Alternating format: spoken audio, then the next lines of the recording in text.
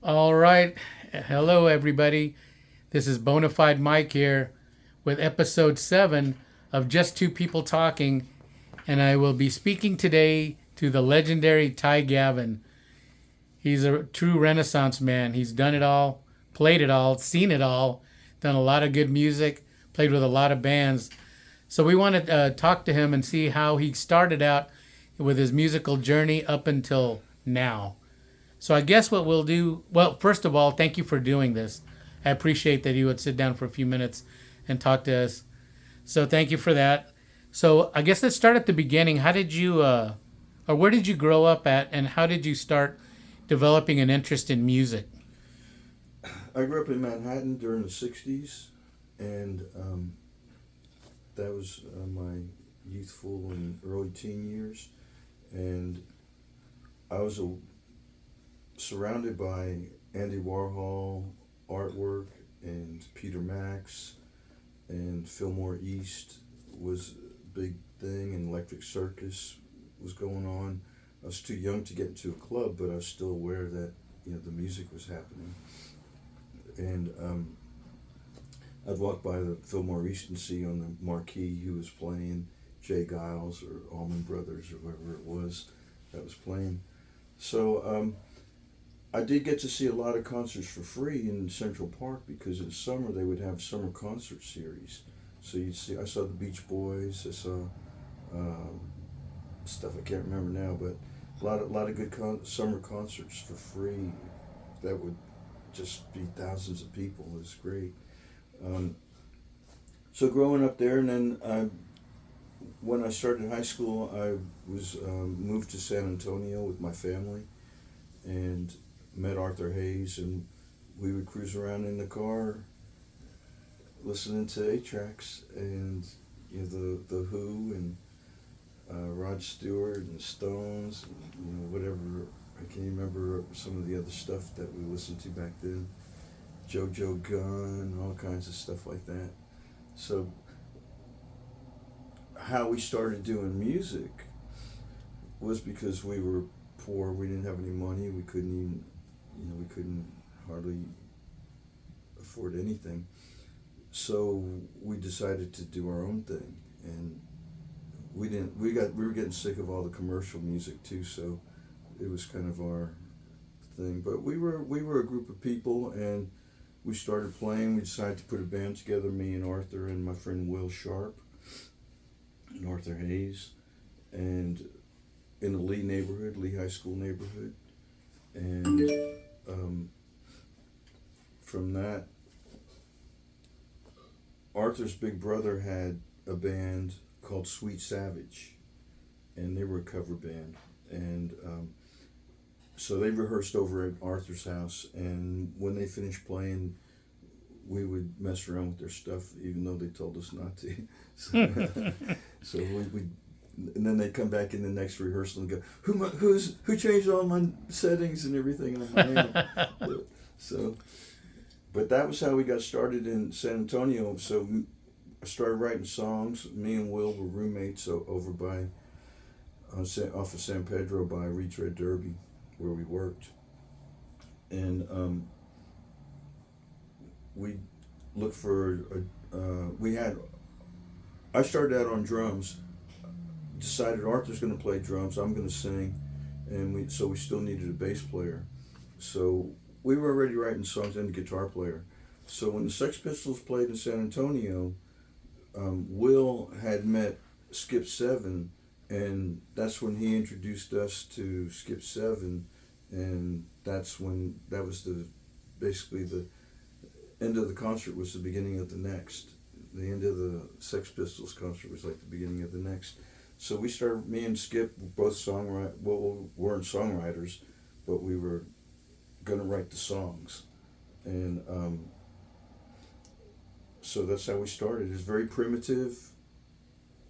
We were horrible at the beginning, and but it was a lot of fun, and it was our own thing. So we didn't have to pay cover charge. We got free beer or whatever too sometimes. So that was it was a very organic thing.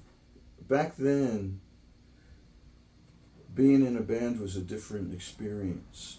There was a certain dedication and loyalty to the group. Now, everybody does everything. Everyone's involved in 6 projects or whatever. But back then, it was like it was your thing. It was in your garage, your backyard.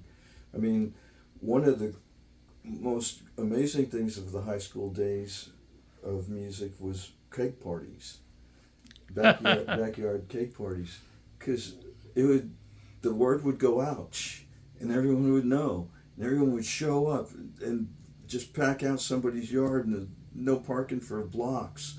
So that was, and then they'd have kegs, and then they'd run out of beer, and they'd go get more kegs. So, but that was a phenomena of what kind of was the beginning of San Antonio hard rock and metal, because we were doing it our own selves. We weren't, dependent on, it wasn't covered stuff. It was wild. So that was an incredible time to I feel like I was born in the perfect time in the history of time, really. I got to experience and see so much. The first band that I saw in San Antonio that blew me away was at Hemisphere. I was visiting San Antonio from New York with my family and we went to Hemisphere. Mm-hmm. I saw Sweet Smoke, and I think they might have been not out of Houston, but somewhere maybe around. But they were doing Jimi Hendrix, "Let Me Stand Next to Your Fire," stuff like that. Oh, okay. And they had long hair and were wearing black, and it kind of, I watched it, didn't really think much about it, but it was like it got into me. And that was the beginning. Wow, you could do stuff like that. And the first time I ever sang, I was visiting San Antonio, maybe even that same summer. I just got my cousins, all my little cousins, and I was probably 13, 12 or something. So everyone get in the garage, and I sang "Dirty Water" in front of them. Oh, okay.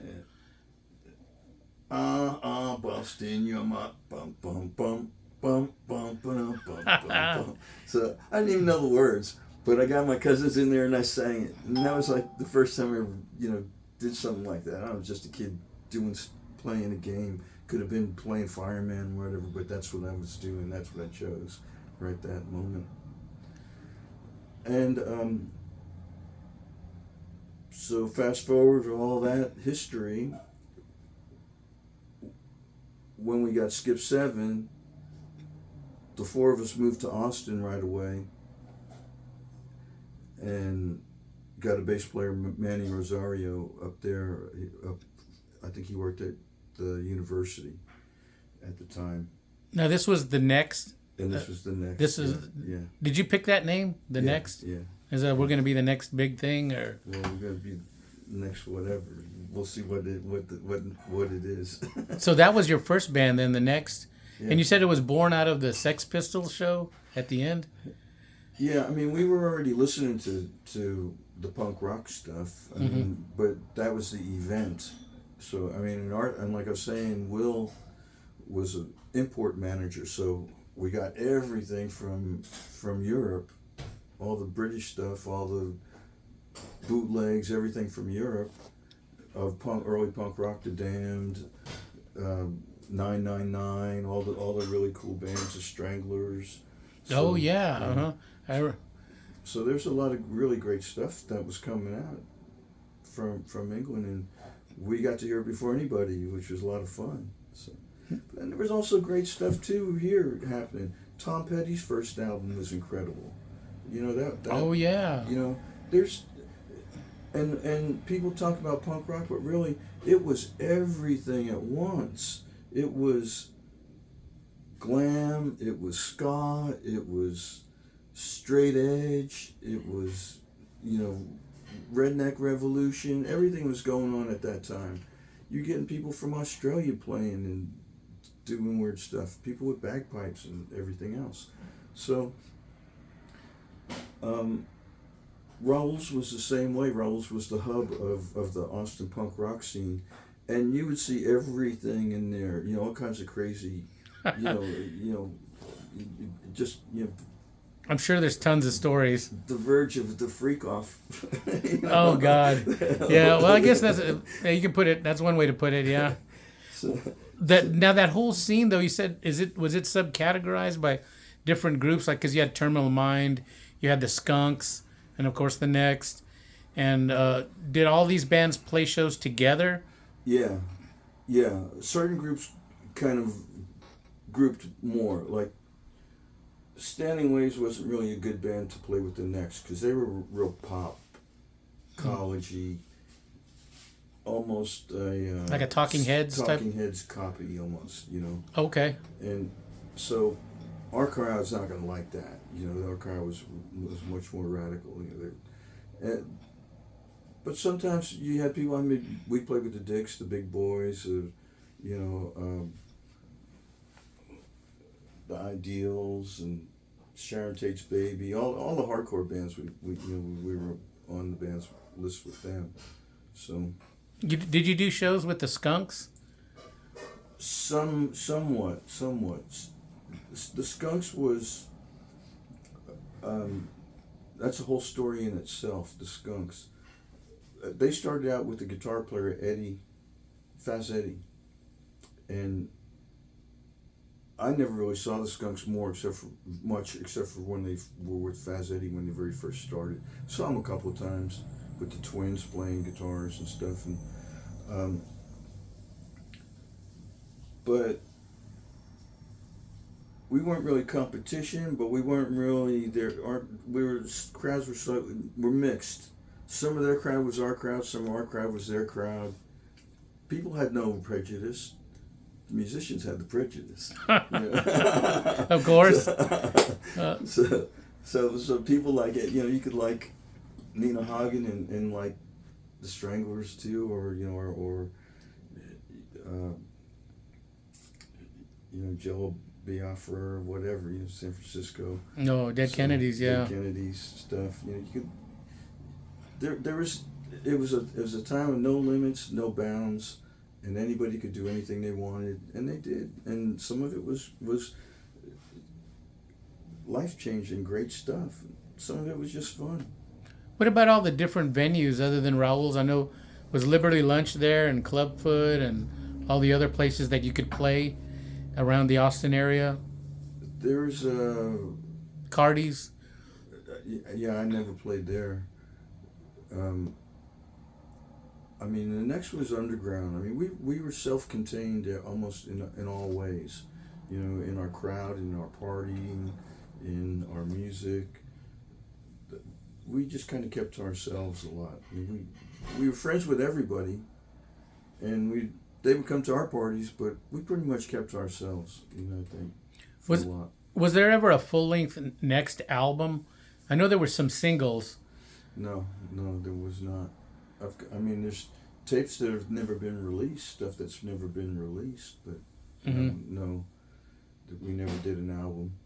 And at the beginning too, we were shitty songwriters. We didn't really, have great songs yet.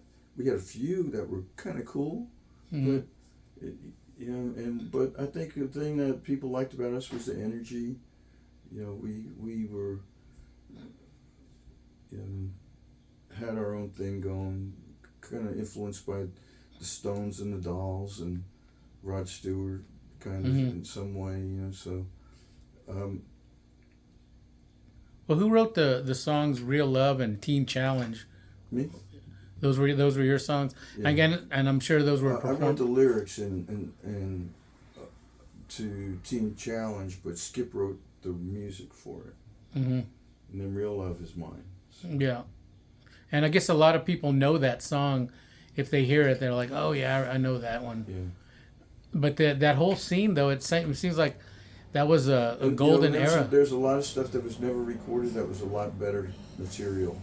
Oh, okay. So there's some really Teenage Frankensteins was a great song. Oh. All Scratched Up. There's some really good songs that I think are still good today, but no one ever got to hear them. So. And now with that Austin scene, can you speak a little bit about Gary Floyd and Randy Biscuit Turner. Uh, uh, can you kind of shed a little bit of light on those guys? Gary Floyd, he was not in a band when we did our first show at Raoul's, or even when we did the next movie, which was probably a month later. We did the next movie, Mm-hmm. and he was not in a band yet, but he was already Gary Floyd, and he was already a character. Oh, And that's why when you see him, that was just him on a normal day in there, and there happened to be a camera. So he was like a man without a band, so in a way. But after our first shows at Raoul's, probably first show probably had 6 people, next show probably had 12, next one had 25, built up. But at that first couple of shows, people like Lena Pogue and different Billy Pringle and a lot of people who were not in bands were at those shows, and very soon, and then they started the poster bands. That's what he was talking about, poster bands. no. They had posters, but there was no band. Oh my God. So they'd flyer and stuff and everything for these shows. These Phantom bands. Yeah, yeah. But then they had bands very quickly after that, and Gary Floyd rose to the top of the scene at his own speed. Gary Floyd, I would say, was the most talented person of the whole Raoul scene. Really? Yes. Wow. Yes, I would say so, for sure. He was the best songwriter, the best performer, the best entertainer, and best friend. So yeah, my brother, he managed the Dicks in their early days for a while, Mm-hmm. and then when they did the Live at the Armadillo album with the big boys, my brother was manager of them then, and when we did the Punk Prom, my brother was manager then. Then he went out to San Francisco with them. Okay. And do you have any interesting stories about Biscuit? He's a funny guy, I didn't. No, not really. I mean, he was a cool guy. We always said hello and laughed together, but yeah, I didn't really know him that much, really. Okay. Oh, I guess we could backtrack just a tad. I know when you said you came over here from New York, can you kind of talk a little bit about the bands that you saw in New York, or some of the bands you played with? Well, I was born and raised in New York. I lived there till 14, so I was still too young to get into clubs and see bands, really. Except for free stuff like Beach Okay. Boys at Central Park. So at that time, I knew the Rolling Stones, the Beatles, Elvis Presley, pretty much. So when was it that you started opening for some of these other bands like the Plasmatics and the I'm not sure who else that you did shows with. Pretenders, I think. Not Pretenders. I don't remember most of that. There's people that tell me I did shows that I don't remember. So, I never bother. I'm always moving ahead and looking forward. So that none of that stuff is even in my memory bank. Arthur Hayes, he remembered everything and everybody and every club and every date. It was a shame when he died because all that information went with him. And Wow. he could tell you stories for days and days and days. He's the one who started the booking at Taco Land. Oh, okay. That's so. How many recordings do you have that are available or that are out? None. Everything's sold out and out of print. Oh, okay. So I have new recordings. I have like 3 albums that, okay, sign of the times.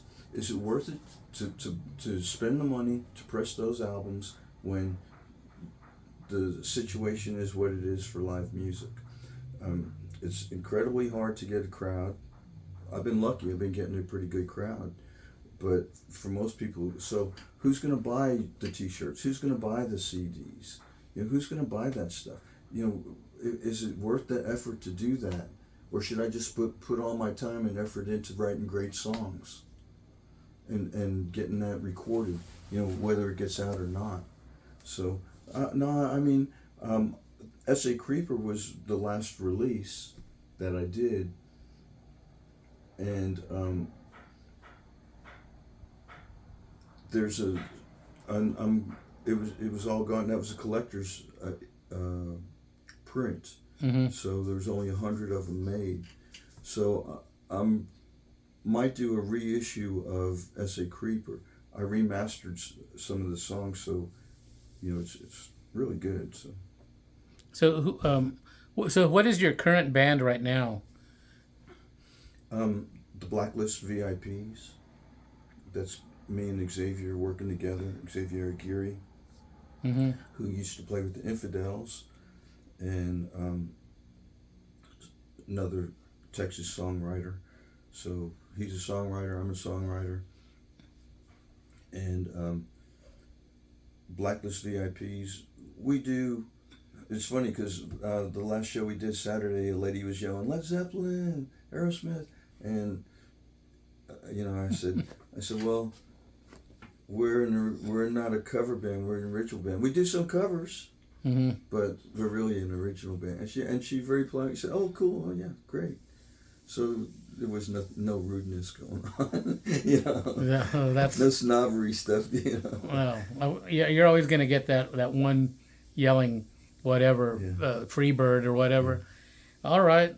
Well, I guess in closing, I'll ask you this one question. What is your take on AI as a current tool that people are using for recording instead of doing it organically? They're doing it as like samples and sending you tracks, but there's no real people in a room recording together. Um, there's music. Okay, I'll address that by talking about records, vinyl. People say, "Oh, I'm going to do a vinyl record because the sound quality is different, and it's a different experience." Well, all the equipment that you're going to play it back on, and all the equipment it has to go through to be made and manufactured is digital.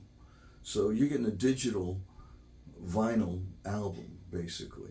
You're not getting the one that was made in some sweaty back room of some little factory in Mississippi. You're getting a thing with beeps and clicks and pops and weird sounds. That's what a lot of the music is today. But I'm not going to condemn it or anything. I think that you can still change with the times, and maybe even use some of that in what you're doing, what you're creating. I think Sparks is one of the greatest examples of a band that has done many different things, changed through the years, and still is going strong. Still influence on music. Oh, that's awesome. Okay, so how can people find out what you're doing currently and where you're going to be performing at? What's the best way that people can keep up with your career? You have to get a shovel and dig, and when you're underground, you'll find us, because we are underground. That's the first time I've heard that description. We are underground. I was always underground, always be underground, because we wanted to be independent. We wanted to do our thing with no one telling us how to do it, and that's what underground is. It's doing it your own way, and no matter what anyone else says. And we've lived through a lot. We've had a lot of experience doing this, and we feel great about doing it now. I mean, I'm 67, and Oh, and I still feel like I haven't peaked vocally or with my writing. I still got places to go. So it's not like about what I used to do or back in the old days. I mean, I don't even can't even remember the old days because I'm looking to what I'm doing today. So that's rock and roll. You know, if it's not rocking, it's rolling, and then, you know, that's the way it goes. That's awesome. Okay, well, on that note, I guess I will say thank you so much for being candid and talking about your career and letting us know how everything went and how everything was going back then. So once again, thank you so much, Ty Gavin. And there it is right there. We got it. All All right. right. All right. Yeah, you can catch. I got tons of stuff on YouTube. If you really want to find out, you know, Facebook. I got several pages there with me and Xavier. You know, we're a team. We're a guitar and vocal team, songwriting team, and I hope you catch some stuff that we're doing. So great. Thanks. All right. Thank you, sir. And we're out.